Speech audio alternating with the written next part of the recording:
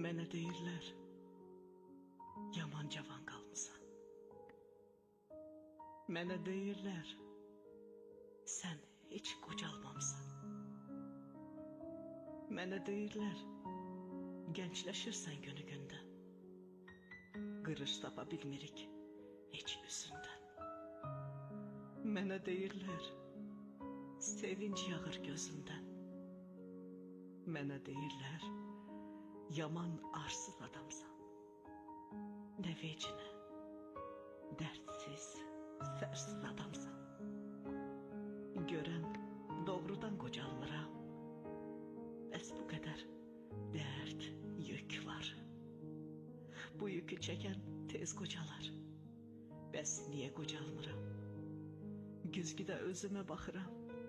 Yox, deyənlər vallahi çaşıb. Biraz alnım qırışıb, biraz saçım tökülüb.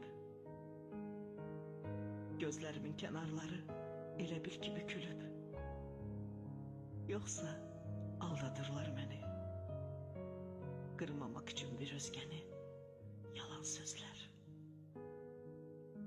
saxta sözlər.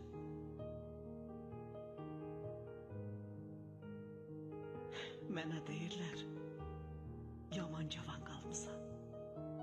Cavanlığı yəqin pulla almısan. Hardaydı o pul məndə? Tapa bilmərəm, lap ölsəm də. Yoxsulluqla ötən günlər, gəncliyimi zəmi kimi biçən günlər. Bir qarnı aç, bir qarnı tox keçən günlər. Problemlər, qucaq-qucaq problemlər. Danışmaqla qurtarmaz ki. Danışmaqla qurtarmaz ki problemlər. Yaşı ötdükcə azalmaz ki. Mənə deyirlər, yaman cavan qalmısan.